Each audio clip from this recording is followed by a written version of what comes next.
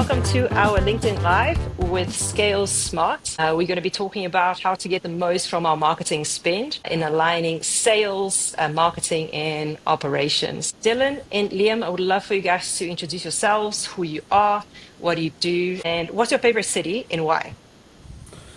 Awesome. Thanks, Rebecca, for having us. Hey guys, Dylan Falvey. I am a consultancy owner, angel investor, and pilot. I'm head of strategy at ScaleSmart, and what we do is work with small and medium companies, medium-sized companies, and high-growth startups to essentially make them extremely efficient. So we look at their business process optimization procedures, improve their margins, profitability, revenues, improve people processes through processes, systems, technologies. So we take companies from being very disorganized, founders and owners wearing 16 hats, and make them extremely calm, efficient, and growth ready. Joined by my business partner here, Liam, who I'll let introduce himself. My favorite city is Miami. I love the weather there, the people there. It's a really high growth entrepreneurial environment, and it's only a 7-hour flight from London, so I go quite a good bit. Over to you, Liam. Yeah, no, cheers, Dylan. I'm Liam Upsdell. I work alongside Dylan, as you mentioned, on ScaleSmart. I'm the head of systems at ScaleSmart. So really, once we've really mapped out processes and strategies to really boost the business, we then step in and actually build those systems bespoke for these SMEs and high growth startups. And that's really where I come in and help with that. And in terms of favorite city, for me, it would definitely be Singapore. I lived there for a number of years, and personally think there's very, very few, if any, places that beat it in terms of food. And it's just a bustling city. It does get very humid though, so that is definitely a downside. What about Singapore yourself? is, Singapore is definitely on my bucket list.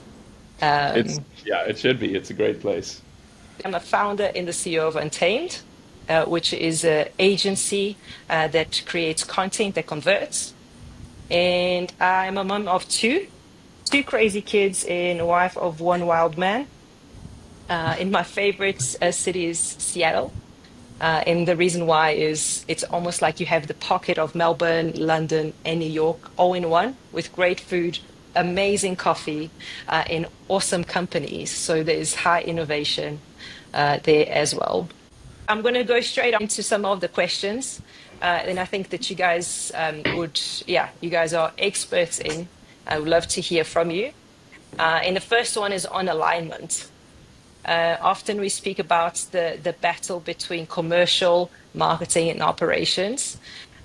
So what's the most common mistake business make when they are trying to align those three things: sales, marketing, and operations? Yeah, I'm happy to take that one. I think I'd focus on the two things you said there, which was sales and marketing. I'll leave operations for last, but a lot of people confuse sales and marketing as the same thing. So B2C sales and marketing is very different from B2B sales and marketing. So first off, defining what your sales or business development process is and what your marketing process is and what it does. It's very, very different if you're selling, for example, high ticket sales coaching to if you are selling diapers. They're two very different types of marketing. Just like if you're a commercial wholesale tile broker, selling tiles and brokering deals there is very, very different in terms of what your sales process looks like to if you're a plumber. So defining exactly who your target audience is and where they exist in the market and where they find you and come across you and what their buying habits are will enable you to inform your sales and marketing strategy. And then operations, the thing I see people do the worst here is they focus on just the sales and marketing and don't actually have the operations to back the demand that the sales and marketing processes generate. And I know that when you're starting out, it's all about customer acquisition and sales, but there's no point in selling if you can't deliver, because your customers won't be happy, your reviews will be bad, and you won't make more sales, you won't retain customers. So I think the 2 points I make here are: define the difference between sales and marketing in your organization and what KPIs are linked to that, and then ensure that before you click go on that, your operations can handle it. And specifically as you're growing, what I see most people do is they get to a point where they have way, way, way too much demand that they can't handle because they focused on marketing spend. And it's amazing to have a marketing funnel that works, but it's not amazing to have one that works that makes your life miserable because you can't actually fulfill the orders. So making sure that all three of those things are planned out and managed properly is key, and most people go wrong in how they connect, as I just mentioned. Liam, do you have anything to add to that? Yeah, I was just going to say it's so spot on. I mean, a big market of ours is the UK, and when we're speaking with sort of professional service businesses, we often find that demand isn't really the issue for a lot of these guys. They've got a lot of demand, they get a lot of projects, but it's actually just trying to bear the weight of all those projects and actually figure out how to execute on those efficiently. And so it just ends up becoming absolute chaos for a lot of these businesses and business owners, just because the demand's always been there, but it's actually like how to actually build around it and figure out a way to funnel it properly. So it's definitely an interesting concern, and not one you'd usually think about that way. You'd usually be like, oh no, it should just be sales, sales, sales, and everything will figure itself out, but not quite how. Good problem to have, right? Demand is a good problem to have. Absolutely. But it's be able to fulfill the demand. Well, Onto that. It's Yeah, funny yeah. though, because even if you look at non-high demand businesses, maybe businesses who are struggling with their profitability, a lot of Yeah. people don't actually review the components behind their profit margins. So I speak with a lot of business owners who are like, would love to work with you, but I need to invest more in marketing to get more sales so that I can pay for your services. But in reality, the thing is they would have to make a lot more sales of their existing profitability, sort of their existing profit margin to actually make that make sense. So the easier investment is to actually look at my cost structure and maybe my pricing model. Instead of pouring more sort of money into marketing, you may actually fix it in the unit economics of the business. So a lot of people like to overcomplicate and pour tons of money into sales and marketing, whereby just engineering the financial model differently will enable them to actually make more profits with the same amount of effort put in. Dylan, one of the things that I read about you is that you look where no one looks. Yeah. You look at where most people just ignore. What is the common place people just ignore it? I think so the one I see the most in scaling businesses is they assume that their people know what they're doing. And a lot of the time people do know what they're doing, but I see a lot of founders and CEOs of small businesses make their first strategic hire and make the assumption that because they're an experienced financial controller or an experienced fractional CFO, they're going to write their own roles and responsibilities, they're going to KPI themselves, they're going to track and manage the business growth, and they're going to do everything that the founder wants them to do without the founder actually explaining what they need to do. So it's a lack of communication between them through the assumption that, well, because I'm paying this person a lot of money, they should know what they're doing. Whereas you've still got to manage your strategic hires as if they are graduates, because they will have come from somewhere completely different to what you expect, and you can't make the assumption they're going to do exactly what you want. So I think looking actually internally at the people you hire is the first port of call, because they also are a great feedback mechanism. So like I did a workshop this morning for a company, and the people just weren't talking to each other. And that was the problem. Okay. So we got everyone in the room. We said, right, can you explain to him what you were just telling me? They explained to them what they were telling me. And then he went, I didn't realize you were thinking that way. And this whole entire sort of eureka moment happened, which was we do need to communicate better, and we do need to track and manage ourselves better. So it's often not the most complex thing that you uncover, which is also beautiful because the fix is easy. But it's almost, you see these guys face palming themselves because they're just like, I wish I'd thought of that, but it's sometimes right in front of you and you just don't actually think to look there. That's great. The blind spots. So how do you help companies stay on the same page, setting goals and tracking progress across the departments?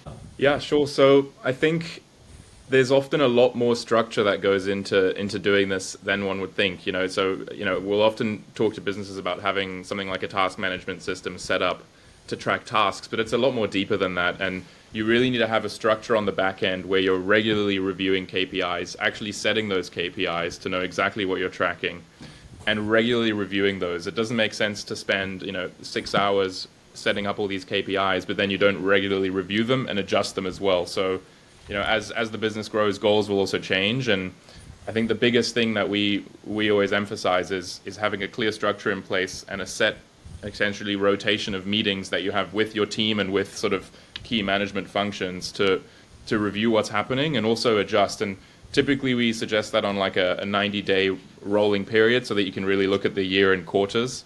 And then every Yeah. quarter you have a big review at the end where you go through, well, what went really well, what didn't go well and why, and what's changed now about the goals and KPIs we're setting for the next 90 days. And sort of turning it into smaller chunks makes the whole year a lot more manageable and also, I guess, less scary to look at as a business and feel like it's a bit more bite-sized when you're working across that. But the key thing really is just having the structure and really putting things in the calendar, mapping everything out in advance so that you actually can get to those goals. Dylan, if you wanted to Yeah. add something there.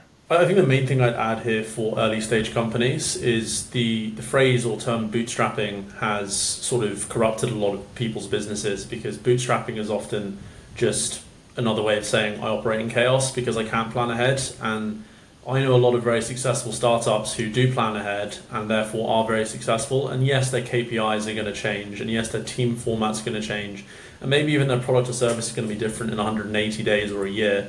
But the point being is, if you do track and manage your sales properly and plan ahead, at least a month in advance, you're going to be way better off than the team of competitors who aren't. And I think one other thing that a lot of people tend to do, which sort of sets them up for failure, is they don't have an accountability structure. So having someone maybe outside of the business to come in and review whether quarterly, it can be an investor, it can be a parent, a family, a friend, a spouse, right? But having someone to come in and basically say, right, guys, you spent more time this month drinking beer at the pub than you have actually managing the business. And really, it's someone actually taking you by the collar and saying you need to do this properly that sets the men apart from the boys, so to speak. Yeah. It's really about tracking and managing and not making the typical startup excuses of, but bootstrapping, we're busy, we don't have time for that. And investors don't find that attractive either. Yeah, I think if I can add to this one, I think one of the things that often I go into companies is be able to get a shared goal that is across the different departments, and then have the accountability, if it's bi-weekly, monthly, whatever the cadence it is, but everyone has the exact same accountability to a measurement. Because I found that, or it becomes a bit of a blaming game. But that was for you, but that was yours, and there's no shared accountability into one business goal. Yeah. But yeah, so I think just going to the next, and one of the things actually, I was looking at your services. You have a 10-day for a 90-day roadmap type of thing as part of your service. I would love to actually hear a little bit about that, because it's quite a broad promise. So 10 days of making the work to a 90 days roadmap. How do you approach that? I mean, initially, obviously, it's a little bit of marketing, right? It's to say that we can do everything in 10 days, which is true, right? Yeah. But the main thing that we find with growth stage businesses is that they don't have time. They're very time poor. So if we can condense the promise into a time frame where they say, you know what, I can commit 10 days of time, an hour a day for 10 days to support the growth of my business, they're more willing to sign up. Whereas what you find with, let's say you look at the alternative services to us, so maybe a business coach or a management consultancy or an independent advisor, those engagements tend to be much longer term. And making that commitment at growth stage, not just because of profitability, but because of just pure risk, is not easy. So we wanted to make it as easy as possible for people to say, right, I'm investing 10 days, it's a one-off fixed fee, right? Depending on the company size. And after those 10 days, I'm getting a clear roadmap, I'm getting systems builds. I'm basically ready to kick off next week, a week and a couple of days, with a business foundation that's going to work. The 90 days is all about deeper execution, ongoing accountability, because you need to adjust those things. But we found that condensing it into a short time period made people go, I can actually commit to that, because most competitors want to sign you up to a 3-month to 6-month retainer. And give a lot less face time. So we wanted to maximize value up front to get buy-in, and we have over a 95% retention rate after that first 10 days because of it. That's awesome. I'm going to jump to our next point of conversation, which is automations in systems. Liam, I'm sure that is your expertise.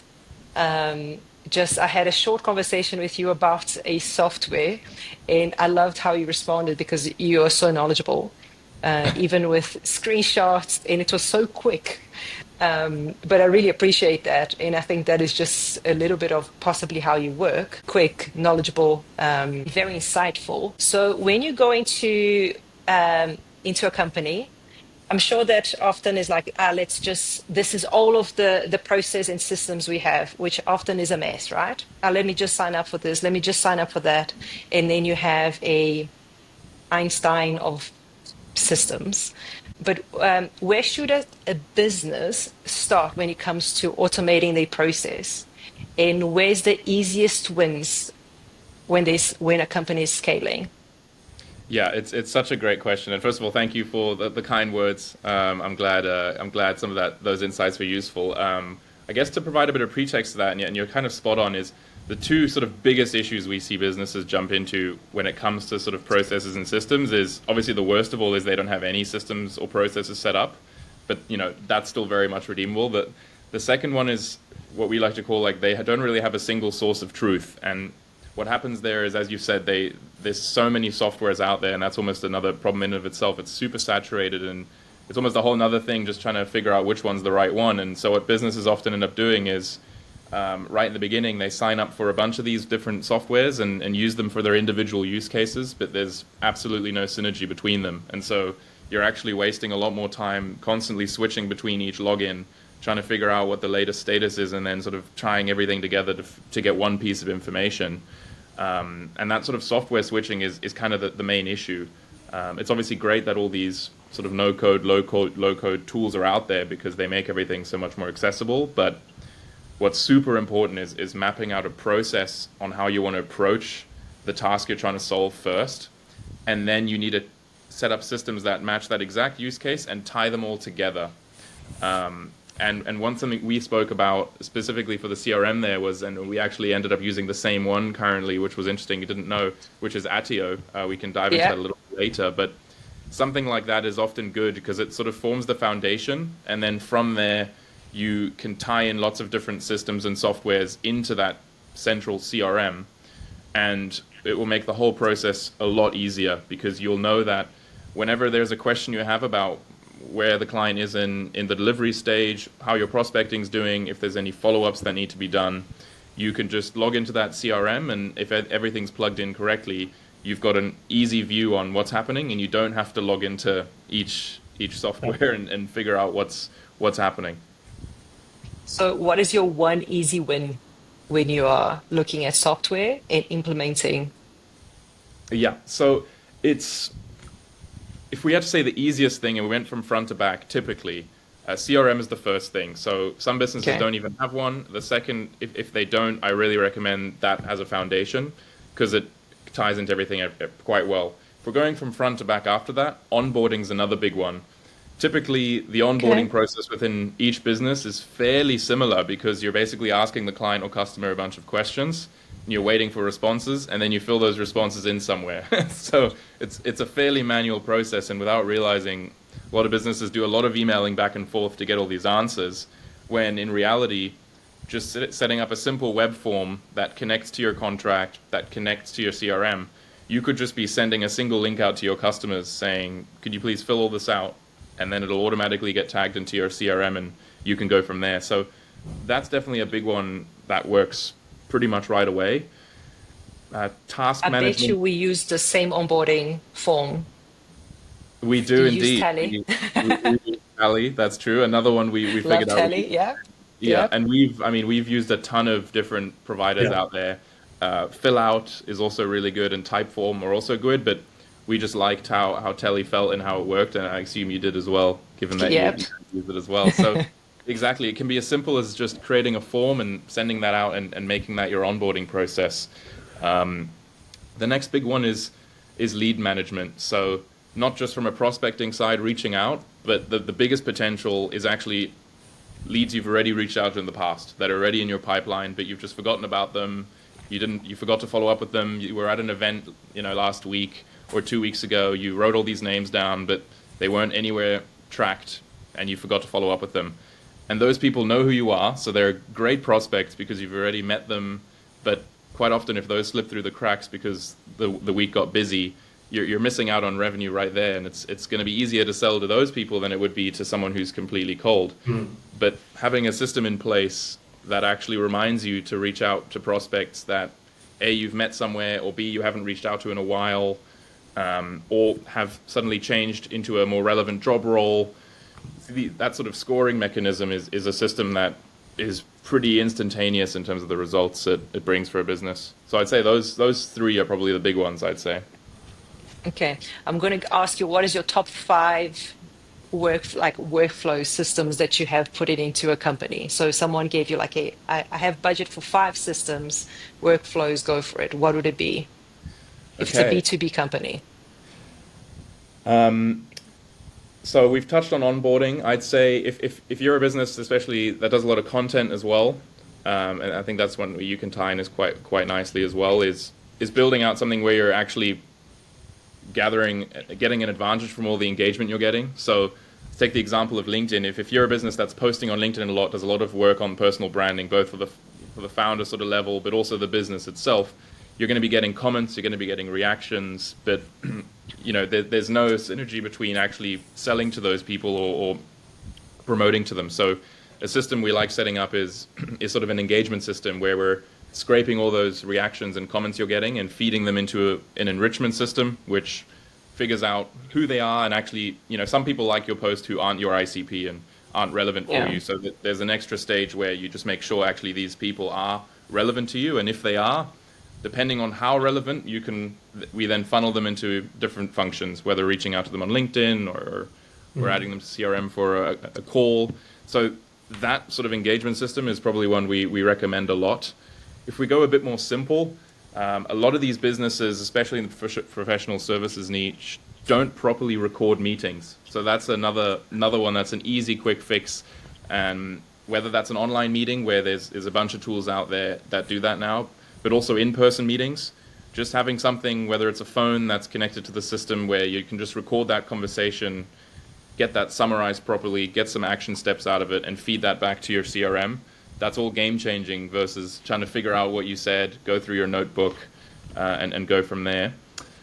What would be another big one? Dylan, obviously chime in if you think of another one. I'd add to that one actually. Yeah. Sales intelligence is a big thing in B2B technology. I got a friend who runs a business called Curvo AI, and they do live call sales intelligence. So if you're on a sales call, it will not only tell you how to improve the sales call live, but it will give you feedback to all of your sales development reps on how they could have improved the call. So you can actually kill off a manager and get real-time advice from people. So I'd say it isn't just about finding the best, identifying a number of workflows, but it's actually getting a base level of workflows there and then incrementally improving them through better software. So everyone starts with some sort of a call bot, as an example, like Otto AI, whatever you call it, right? And then they eventually progress to paid versions where they can train the AI on proper summaries.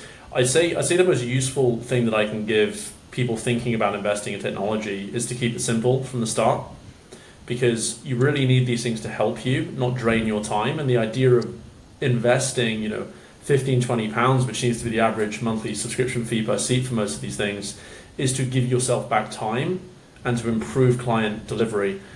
Spending hours and hours and hours on end per week is a complete waste of your time, especially if you're non-technical, which is why we like to tell our clients, don't worry about it, we'll map the process out, we'll build the system for you, which is sometimes just customizing an existing one. Liam does a great job at that. And we hand it over and they spend no more than an hour looking at these things. So I think the key thing to give a return on investment to anyone watching is, if you're considering improving your tech stack, one, map the processes out that you want before you look at technologies, and two, work with a professional to install and embed them in your business, but do not build custom built things early on. I've worked with a number of founders who spent hundreds of thousands of pounds on custom ERP software. It's a complete waste of money. There's enough off the rack software solutions that cost, in the pounds a month, and you can cancel at no notice. So it's about cash flow conservation, one, and two, it's about being prudent with what you actually install. Don't over complexify it is my suggestion. Yeah, and it can be like one thing we always recommend to businesses. It can be as simple as sitting down with your team and mapping out on an Excel spreadsheet with three columns all the tasks you do in a day, how repetitive those tasks are, low, medium, high, and how much impact that task has on actually moving the needle for your business and boosting revenue. And by doing as simple as that of a little workshop, you'll quite quickly see which tasks you're repeating a lot and they have high impact, or you're repeating a lot and they have pretty high impact. And Yeah. those are going to be ones that are the first sort of pieces you can look at to be like, okay, how do we build a process to automate that properly? And that is always a little bit different for each business. And that's why it's so important to have that session where you sit down and figure out, okay, what's actually something we should automate and what's something that doesn't need automating, because not everything needs automating, and some things are always going to be more effective by just using proper standard operating procedures and assigning that to relevant team members. Manual work, that's still always relevant, but you need to map that all out first before you sort of take the step of signing up to all these different softwares. Yeah. I absolutely agree. Every time I'm looking at softwares and like what should we implement for Untamed to streamline the work. And yes, we are a content agency, a little bit different. But it's the whole thing. Will generate revenue or just generate me a headache? Because I think often that's what it is. It's going to take us so much time to set up, but there's no generation of revenue, which is important, and it's what keeps us alive. So we often doing that, like, what is the business case for us for revenue generation? Because that's what we promise, content that converts. So we have to keep the main thing the main thing. Because we specialize in execution, right, of those, of the technologies that we give people. The other thing to ask yourself as a founder is what is your hourly rate, or what is your internal hourly rate? And if that is more expensive than it is to get someone else to do it for you, don't do it yourself. There's no 100%, point in a technical founder, let's say not even a technical founder, let's say you're working with a construction company. There's no point in someone who's done bricklaying all their lives building a Zapier integration. It's a complete waste of their time. Unless they do it as a side hustle, they're better off having an expert do it in the background. It'll be done within a day, and it will be done correct the first time. But I do see time and time again, these founders invest a lot of time, and indeed that means money, in trying to do it themselves, getting it wrong, and then having to pay the money anyways. I blame the DIY movement. Yeah. At a point, we all thought we could do ourselves. In actually bringing expertise in bringing experts into these things, systems, in like the niche side of things, it's the return on investment is so much bigger and it's a lot quicker as well. Yeah. But that's great insight. And then our last section will be on maximizing marketing spend. And this one could be a long conversation, right? Because sometimes people think, or founders or whatever it is, they think that if they just throw money at marketing, they'll make more money and they're going to solve the problem. And often that is not the solution. No. So what are the things that you're prioritizing, especially when the budgets are tight? Yeah.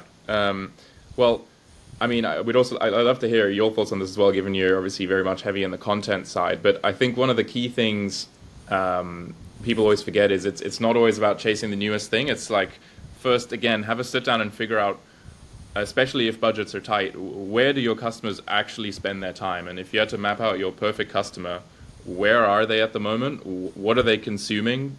Not just during the workday, but also outside of their workday. Where do they go?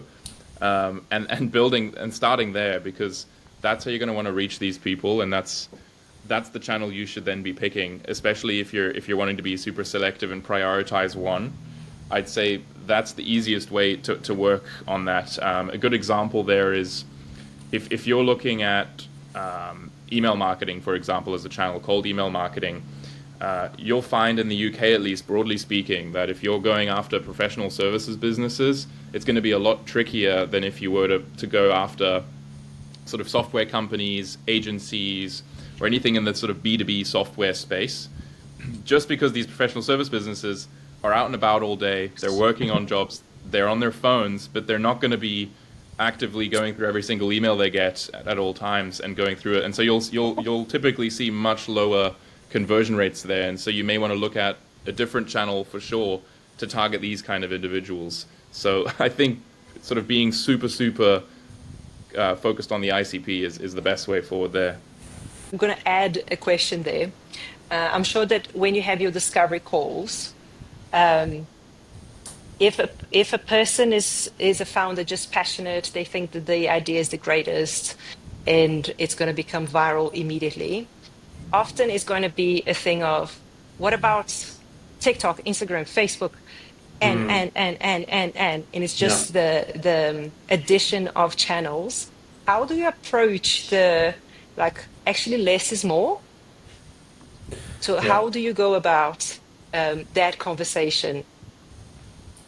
I think it's back to Liam's point, which is where are your customers? So, and where do they typically buy from? And focusing on that. So if you've got a small budget, you don't need to have, I mean, they always talk about being omnipresent, but sometimes you can't afford to be, at least in a paid content sense. So you can have Instagram and Facebook and TikTok organically, and that costs you nothing but time. But you don't have to have paid ads. And I think it's really about identifying where are your customers first off. So if I was a, let's say, financial planner and I was growing a financial planning organization, that process of marketing myself is going to look very different if I'm targeting sort of business owners versus corporate employees, and the partnerships that you build. So that is less marketing and it's more business development. It's relationships with accountants and it's lawyers and it's potentially recruiters who introduce you to the right people. If you're targeting the corporate space, the sort of intermediaries are probably going to be representatives at these large corporations who then partner and feed those new executives into you. So in some sense, it's really just defining, do I need, a full omnipresent marketing strategy because I'm selling kids' toys, right, online, or am I actually a professional services provider, and is marketing less important from a paid content strategy point of view, and are the networking events and the relationships and the LinkedIn posts a little bit more valuable in building that brand? So it's going for that low-hanging fruit and being really strategic, and then as you get money in, you can then invest in the other things. But the most common thing I see is people talking about paid social media marketing without just thinking about what the buyer's cycle is like. So again, let's go back to professional services. If my clients are Unilever and BP and Shell, are they going to buy from a Facebook ad? Definitely not. Right? If I'm selling a particular thing to them, definitely not, right? So does it make sense to spend 10 grand a month on marketing there? No, but if I'm marketing a training course to 18 to 25-year-olds who want to make 60K a year being a project manager, that makes sense to show up on Facebook and TikTok and Instagram, because that's where those 18 to 25-year-olds are, and that's where they're scrolling. So it's really about going for the low-hanging fruit and just being really strategic from day one. But obviously becoming omnipresent eventually is the goal. I mean, would you agree with that in terms of the strategies you put into companies? In Untamed, we will often say that we try everything organically first before spending the money. And the reason why, I think there's a lot of untapped organic ways of generating a revenue. One of the ones, I think, like, if you have a good presence as a founder on LinkedIn, if you're a B2B founder, I think there's great space still to be a creator. 1 billion users, 3% are creators. Same thing on YouTube. So there's still so much untapped value in space in those platforms that I think sometimes, and this is my opinion, the paid is later on when you're already product market fit. You know exactly who your ICP is. It's almost like it's not the solution; it's the add-on after your organic is already going. So that would be my approach, and often how I see when going to channels. And again, like how you both said, figuring out where your audience is. And it's often not in many places. Your audience, if you're not trying to shoot everywhere, they're often in one place, in one community. And if you are passionate about your product for that niche, you should be able to speak their language. And again, like the loyalty in identifying your brand, because there is a lot of competitions. Yeah. And in these channels, we are competing with a lot of people, but still, like, there is the choice, right? And I think I will choose Adidas over Nike because I enjoy Adidas. In Yeah, figuring out that part of brand plus an authentic absolutely. voice. It's so true, and I think it's also, I mean, with content sort of becoming so much more of a focal point over the last few years, I think it's really becoming more obvious to people that the buying process is a lot more complicated than the typical theories make it out to be. And you know, they may see an ad and then they may not act on it, but down the line they'll see something and it'll remind them of it. They'll go to the website, they'll go to the social media pages, they'll see the content that's there, and that's why it's so important to have that. They'll sort of use that content to inform themselves. Hopefully, the content is already handling objections. Hopefully, the messaging is on point and sort of speaks to their pain points. And then and then they may go and buy this product or go book a call with you. It's not really a very uniform process, but having that ecosystem in place to constantly spread the message and have the content working for you is, I think, what's so valuable. And that's, I think, also the real power with content is it's not just something you post and then it gets its engagement and it's done. That's an asset Yeah. that sits there now and is going to keep bringing advantages for the business down the line. I mean, if you look at some of these businesses who are working heavily on YouTube and have a video that goes really well, that video could be 10 years old and is still getting comments every Mm. single day Yeah. with people coming in and saying, "Oh, this was so useful. I'm going to check this out." So I totally agree. It's such a powerful mechanism and in sort of building out that ecosystem. I was going to say that also goes down to quality over quantity too. You need to be consistent, but I know a number of people who use various outsourced VAs or SaaS providers who will write their posts for them and post them, and they post the biggest load of nonsense on a day-to-day basis, and you're just thinking like, it's almost pointless because you get zero likes and everyone knows it's written by someone else and they're written with no passion. It's like, does that make sense versus just spending an hour every Sunday writing 3 really meaningful posts for the week that people will actually read and engage with and aren't just a ChatGPT diarrhea all over the page? Because that's really what the majority of LinkedIn looks like, if I'm honest with So you. true. Yeah. Both of you are very good with your personal branding on LinkedIn. Thanks. Have you seen return on investment? Definitely. Definitely, and Okay. especially when you show collaborations. Actually, that's probably the biggest learning I have over the last year is when you show who you're collaborating with. Again, it's not always easy. Some clients don't want to be shown because, again, if you're approaching them with growth, maybe they're in stealth mode, they don't want to prioritize the publicity of that. But if you're posting yourself with people and showing that you're busy and doing great work, and they're commenting and showing that they appreciate your help, there's no better social proof.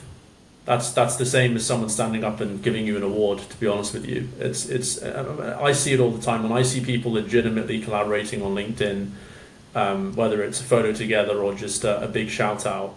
That's when I go, right, they must be really good because someone's taken the time to actually write up about them. So for me, Mm. 100%, but it has to be quality. I don't post anything written by GPT and I don't use an outsourced service. Everything on my LinkedIn and on our ScaleSmart LinkedIn page and Instagram page is 100% written by us and posted by us.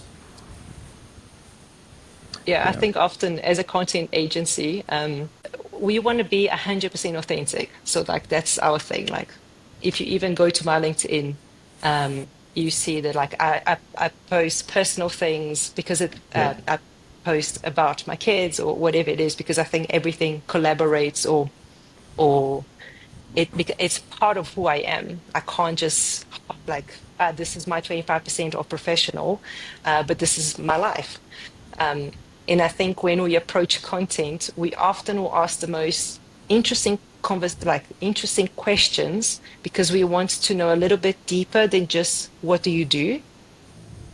Just yeah. from like what drives you? What is the driving force for you to do what you do or for this company to exist? Um, Not just the problem you're solving in the niche you're in, but like Mm. what's driving you? Because we want to create that authentic quality content that is not just I can see that this was GPT. Have you seen any trends, Rebecca, on LinkedIn, especially in the last 6 months? I know the algorithm shifted supposedly, and I've certainly seen a change in engagement. Have you seen anything, and do you have any advice for people out there? Yeah, I think LinkedIn has changed quite a bit, and I think there's some. One of them is video content. I think even the way that they change the UX of video is quite interesting. So it's almost like the TikTok of B2B, and I wonder how it's going to progress in the months to come, because still it's not graphic content that they are pushing forward, but it's people content. Yep.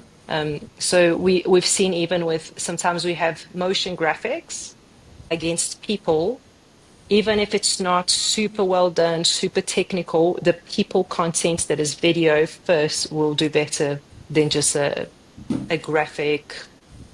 What have you guys seen? Yeah, I'd say similar learnings there, and I guess tying back as well, I did notice that sort of posting, the kind of posting you do is great, because that is the truth that people buy from people, and people trust people. And I think, especially with AI blowing up and these algorithms changing, it's important to sort of maintain that element. And so it's interesting to see that you're also finding the algorithm actually picking up on actually more people first content, more personal stories, because I feel like that also has a big role in gaining traction, and also naturally, I guess, seems to be what other users are more interested in knowing about, sort of the more personal side and the authentic side of it all.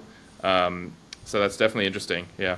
It wouldn't be a conversation if we didn't speak about data and data-driven decisions. So what are the things that you are measuring success in the companies that you're working with? Yeah, I mean, the basic answer to that is everyone loves to overcomplicate it and think of really, really complex Excel sheets and dashboards.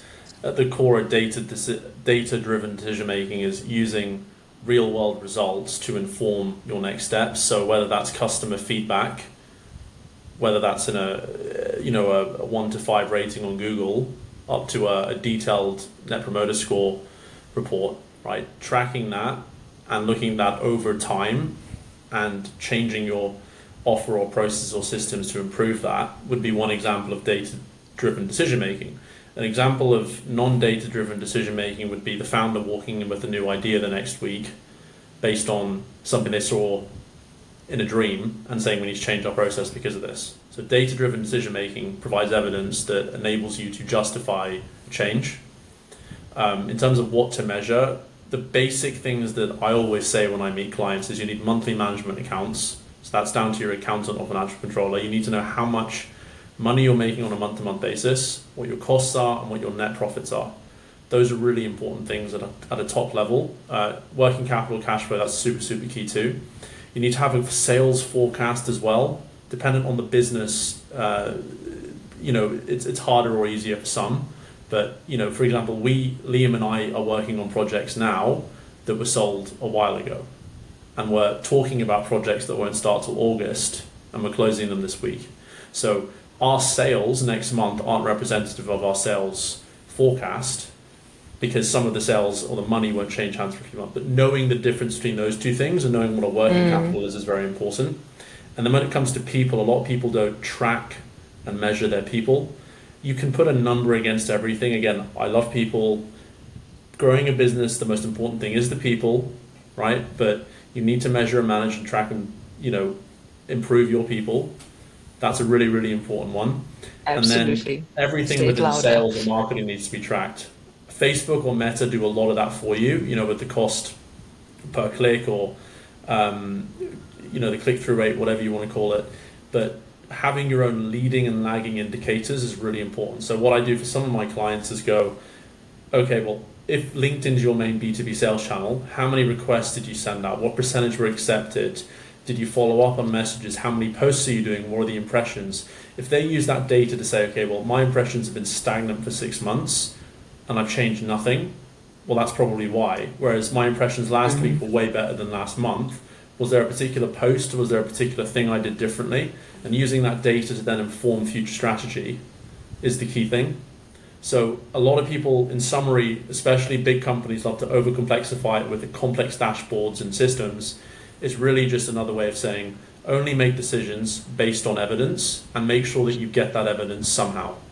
But the most important thing for businesses today is their finance role and functions. You'd be shocked and gobsmacked at the amount of companies who don't know what their working capital position is, what their revenue is, what their profitability is. How can you run a business without knowing those things? I don't know. I think the key thing again is it's actually a fairly simple. The more simple you can look at it, and the more evidence focused you can be, the better. There's so many analytics that can get thrown at you with some of these channels, but realistically, you just want to be testing one thing at a time and making individual assessments and using that evidence to move on to the next step. And as Dylan mentioned, a lot of these platforms, let's take Meta as an example, have come out with dedicated A/B testing mechanisms now, so they're handling a lot of that work for you. So what's really important is just making sure you're actually constantly reviewing that and checking that your spend is in the right place, and those channels are actually performing for you. And I think we mentioned this earlier, and that isn't always going to be marketing spend. And when we talk about looking at where you're spending your business where you're spending money every month to bring in revenue or create pipeline, that isn't always going to be directly, I guess, marketing spend.